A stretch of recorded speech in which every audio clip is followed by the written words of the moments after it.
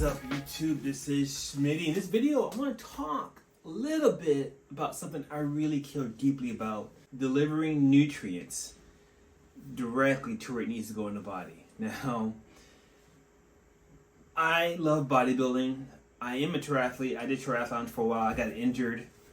Had to learn how to lose weight, how bodybuilders lose weight by counting calories and doing resistance training for strength and size.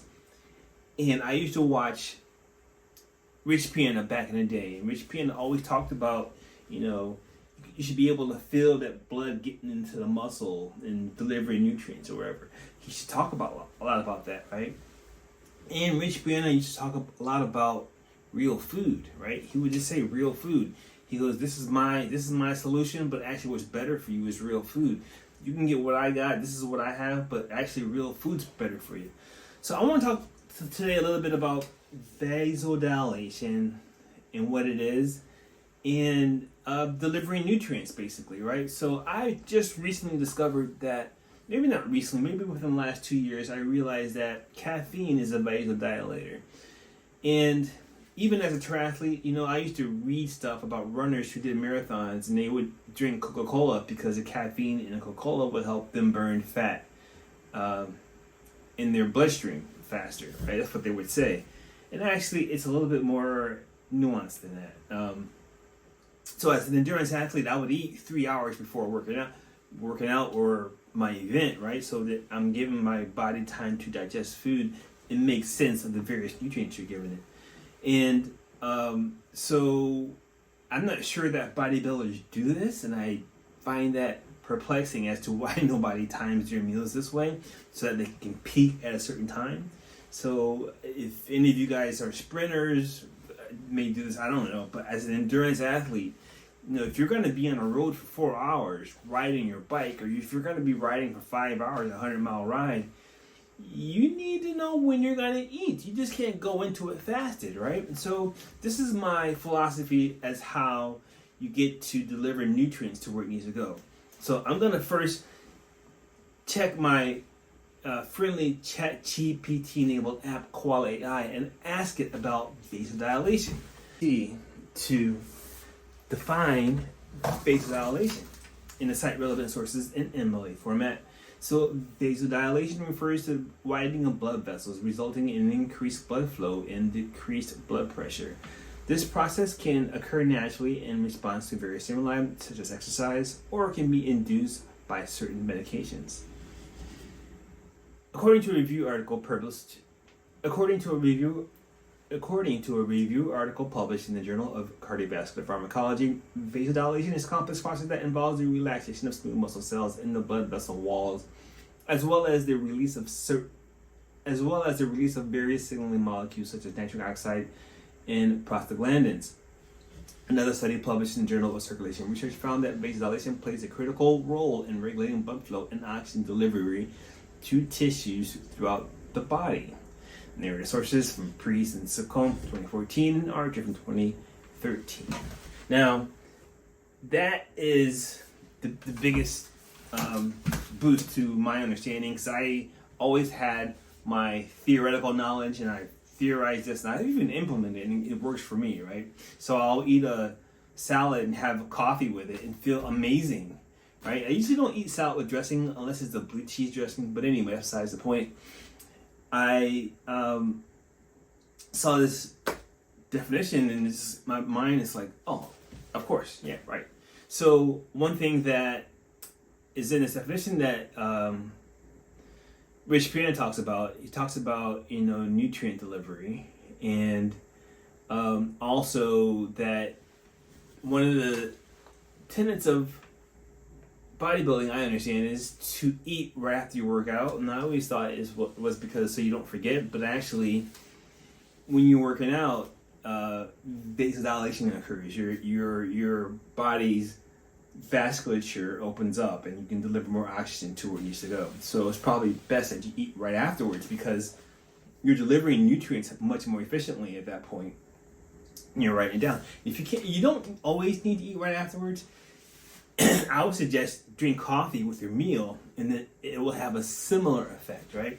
Let's go on to the next part, and I'm suggesting coffee over and over, and some people may be skeptical, and some people may not think that coffee is as beneficial as it is, because caffeine is in everything. And I want to say this also: if you feel you need to get off coffee, by all means get off coffee. I would suggest, though, if you feel that way, that may be your fight or flight response kicking in and your anxiety levels being triggered by coffee because your nutrition isn't as good. So if you were to be, starving, for example, your fight or flight nature will take over, right? So I think this is what's going on when we're on coffee, because we're basically opening up everything up to say, give me my nutrients, and then there's no nutrients there, and your body's freaking out, and that's why the anxiety comes in. Let me get back into the study. So I asked my friendly ChatGPT-enabled app, Quality AI, is coffee a vasodilator? Cite relevant sources in MLA format. Yes, coffee is a vasodilator. According to a study published in the American Journal of Clinical Nutrition, caffeine consumption has been shown to increase blood flow and vasodilation in the body. Higdon and Fry, 2006. Another study published in the Journal of Hypertension found that caffeine consumption led to a significant increase in forearm blood flow, indicating vasodilation. Nermanen et al. 99. So those are two sources. And so I went on to ask Quality AI some more specific questions.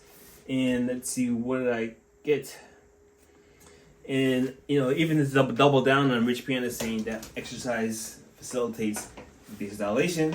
And I asked Quality AI, I asked, did might exercise have an effect of vasodilation in humans? Cite relevant sources in MLA format. Yes, exercise can have a significant effect on vasodilation in humans. According to a study published in the Journal of Applied Physiology, for exercise-induced vasodilation is the key mechanism by which the body increases blood flow to active muscles during physical activity. Loft in 2017. Another study published in the American Journal of Physiology, Regulatory, Integrative, and Comparative Physiology found that exercise training can lead to improvements in endothelial function, which plays a critical role in regulating vasodilation. Loft in 2017 and Green in 2011, right? So here's the biggest reason why I'm doing this video. I need to substantiate some things that I do and to validate my findings, right? So just because I said it's so doesn't make it so, and just because I drink coffee with salad doesn't mean that it's the coffee and the salad that's having the effect, right? And I needed to make sure that it's my experiment hasn't replicated before, or in some fashion there's another study or research that has been done that can validate what I'm doing. So I asked my friendly ChatGPT-enabled app, hey, what's going on? How might coffee consumption with a meal help to increase blood flow and vasodilation, which may enhance nutrient and phytonutrient delivery and absorption in the body?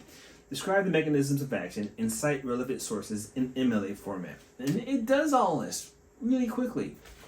Coffee consumption with a meal may help to increase blood flow and vasodilation, which can enhance nutrient and phytonutrient delivery and absorption in the body.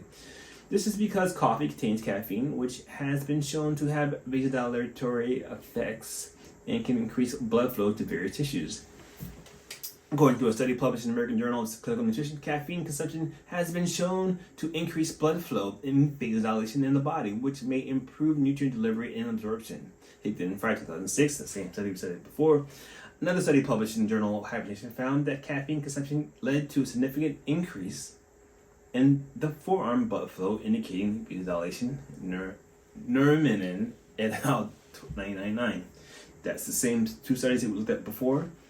The mechanism of action of caffeine-induced vasodilation is thought to involve the release of nitric oxide, a signaling molecule that relaxes smooth muscle cells and blood vessel walls and increases blood flow. According to a study published in the Journal of Applied Physiology, caffeine consumption has been shown to increase nitric oxide production and enhance endothelial function, which plays a critical role in regulating vasodilation. Bailey et al. 2017. In addition to its vasodilatory effects, coffee may also enhance nutrient and phytonutrient absorption by stimulating the secretion of gastric acid and digestive enzymes. According to a study published in the Journal of Agricultural and Food Chemistry, coffee consumption has been shown to increase the secretion of gastric acid and pepsin, which can improve protein digestion and absorption. Coffee also contains various antioxidants and phytonutrients that may have beneficial effects on health, including reducing inflammation and oxidative stress. Nieberg 2017. So this Bokema study 2001 and Nerman in 1999. So there you have it. So that's what happened. So I recorded a video not too long ago about me drinking coffee and having blue cheese with my salad and how I fasted the whole week, basically. The whole weekend. I have 36 hours and that felt amazing. And one of the things is coffee helped with that. And so when I don't consume meals with salad, I don't feel as good. And I typically time my meals, so I'm never ever really hungry. So those of you who don't know, I wrote this ebook, The Ketogenic Advantage Blueprint. It's not about the keto diet, it's about keto adapting, the science of keto adapting and how exercise actually facilitates your ability to fast. And your ability to fast is related to how keto adapted you are, because 1 gram of fat is 9 calories, and 1 gram of carbs is 4 calories, 1 gram of protein is 4 calories. You get much more mileage per gram out of fat than you do anything else, and your body produces fat. So anyway, that's beyond the scope of this video. My name is Smitty. I hope you reach your fitness goals, and I'll talk to you in the next one.